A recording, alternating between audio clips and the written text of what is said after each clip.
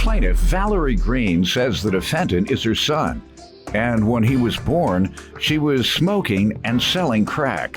Valerie claims all of her children were taken from her home as a result of her drug use, but she regained custody after she went to court-ordered rehabilitation. Valerie suing her son for an unpaid loan. Defendant Carlton Rivera says when he returned to Valerie from foster care, it was difficult. But once he confessed to her that he'd been abused in foster care, he and Valerie grew closer because she too had been abused. Carlton insists his mother forgave the loan and therefore he doesn't owe. Start with you. Carlton is my fourth son. He's my baby son out of 8 children. When he was born, I had him in the house, so we became very close. And I was smoking crack. And I ended up getting an ACS case. And the ACS people came out. Child abuse? Yeah, because I had left them in the house alone. I left them in the house alone because I used to smoke crack and I was selling crack at the same time. So I went out. How long ago was that? Wow, this has been 23 years now. Good. So Okay. So I left them in the house to go get the money from the crack man so that I can buy Pampers because Carlton at that time was 1 year old. And my other daughter was 6 months, but he wouldn't give me the money. So when I came back in the house on the third trip, because I went back at 9 and I went back at 10, the police had already took them.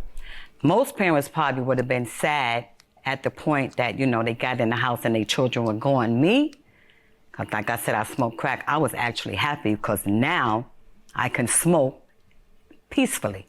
The kids wasn't there to be like, Mommy, give me cereal. Mommy, I got to go to the bathroom. You know, I could smoke in peace. So when ACS came, they said that I had to do some steps. And the steps were that I had to go into a drug program. I had to take parenting classes. And they had me in an outpatient program. And I tried it for like a week. I didn't realize what happened was his father was still smoking crack. So when I would come home from the program, it seemed like when he heard me unlock the door, he would light up. And when I would come in the house, he'd be like, Val, I left you 5 bottles. And I'm like, nope, I don't want none. So I would tell my caseworker, I said, I can't do this on the outside because the demon is in my house. I have to get away. So they put me in a sobering up station, and then they had me in a 7-day program. Then I went for long term. How long? I stayed in the program for a year. And if at all, did you relapse often? I never relapsed. Glad you mentioning that. I never relapsed. I've said before that 7-day, which is detox, as you know, doesn't do much other than clear a head so they can go and get a fresh high. That's better. 30 days, shaky. The only things I've seen work is a minimum of 6 months, typically 1 year, in-house in an inpatient treatment facility. So I'm glad to hear that. And that's been 23 years? That's been 23 years. Good. All right, last 23 years. What have those been like, particularly with your son? How old is your son? My son is 26. Okay, so how's that been going with him? It's been good. When I got them back, we continued our close-knit relationship, you know, and it's been going on since he became an adult. Then he moved to Texas, and he met his ex-girlfriend. And yeah, the relationship. How did that work out from your observation? That didn't work out because she put it on him. And everything I taught him, because I used to always make him watch Two Can Play That Game. Because I always let him know that in the world, there are women players and there are men players. He was like, Mom, ain't gonna happen to me. I got it going on. I'm all this and all that. She turned him out. She turned, let me tell you something, turn him out. She turned him out. What? She blew him away. You know. You've been in them streets, so you know what it is. Yeah, you know it when you see it. Yes. She reminded me of me. That's why I told him about her. I said, listen, she's just like me. She's a manipulator. She's a user. She's a money person. Don't mess with her. But he was like, no, we in love. You know how. How long did they stay together? I think they still together. Sir, what do you want to tell me? What background you want to give me? So yeah, me and my moms, we was close. We still are close. It's my best friend. Good. When I was taken to foster care and we got out. How old were you when you got out? About 5. So we started trying to build a relationship. It was rocky at first, but eventually we made it there. Like when I was 12, that's when I let her know in foster care I was being abused. So she let me know she was being abused as well when she was growing up. So that's why we came to an understanding of looking at it this way. When we used to argue, we used to try to take each other's heads off. And she explained to me that she would look at me as the person that abused her, and I looked at her as the person that abused me. So that's Is that true? For me, yes. What do you think that dynamic involved? Well, at the age of 9, I got molested and raped. Sorry. So when I was growing up, I said to myself, no man will never hurt me again. Not knowing that planted the seed in me that I just turned against all men.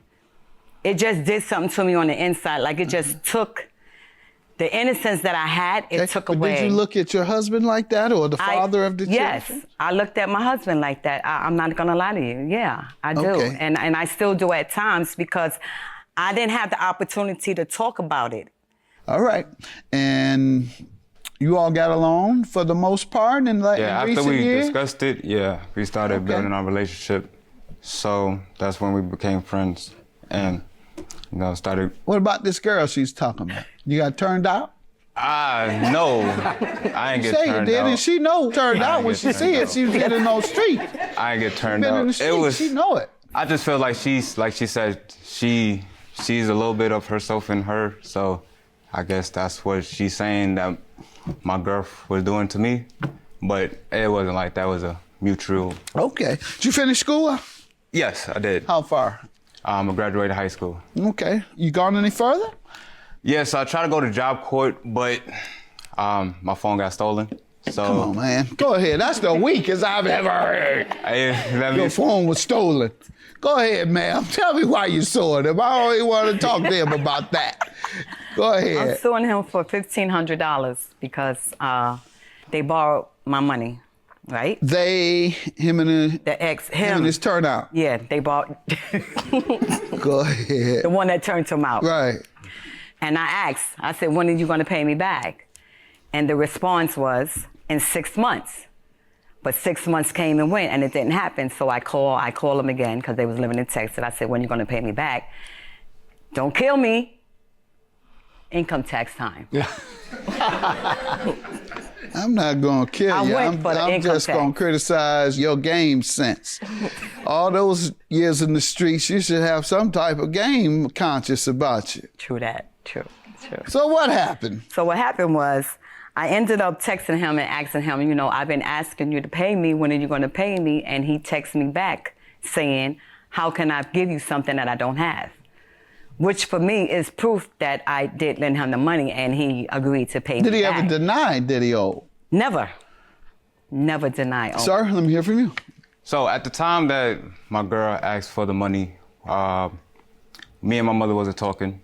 The reason we wasn't talking because I was staying with my mom's, and her and my sister got into it and they was arguing. So she wound up kicking me and my sister out.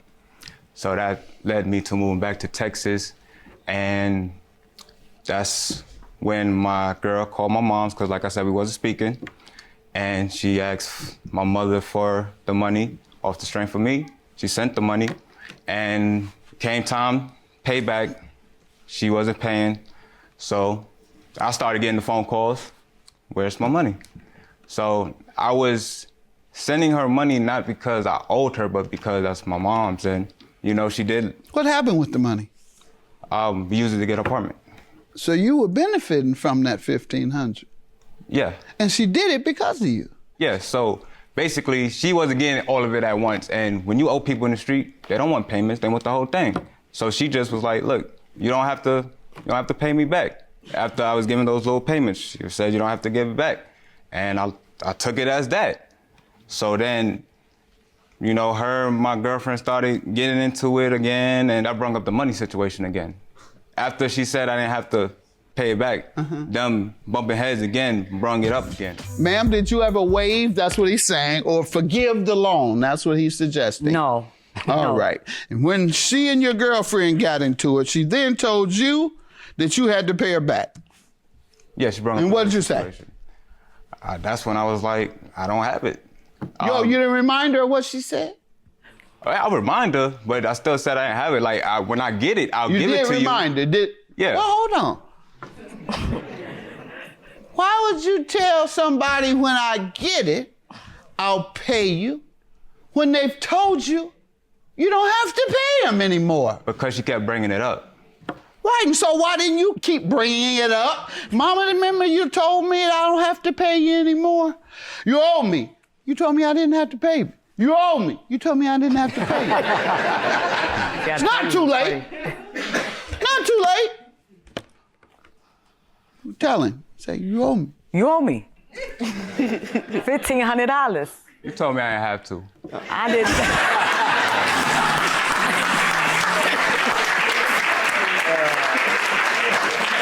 So, ma'am, I don't know who to believe. I can't take your word over his, but you have any evidence you want to present either party here? Let's see it, please. Damn. Evidence. Evidence. That's my evidence. She says, I know I asked y'all to start paying me my money back. Still, you have not even tried to send me anything. Your response, I can't send you something I don't have. Where's the other part of that response you told me? You let her know. You told me I didn't have to pay you. That's not here. It just says I can't send you something I don't have, which is a presumption that you owe. When you say I can't send you what I don't have, you're acknowledging a debt. Then you say, ma'am, why you not answering your phone? And he tells you he blocked your number. Yeah. All right. Steal your mother's money and then block her phone. Or you get your girlfriend who you know she done, this is elementary game, and I know you know it. You've been down for many, many years. He knows that you don't like his girlfriend. Mm-hmm. So he put her up. But you go ask her, I know she don't like you. So when you don't pay her back, then she knows she already got a beef with you. There ain't gonna be nothing. Me and her still be cool. Go ahead, tell it. Go ahead, Judge. That's how the street go. That's game. And she saw right through it. I believe you owe her, sir, and that's why she's getting $1,500 as a result. Judgment for the plaintiff. Thank you, Judge Matthew. I love you. Can I get a hug?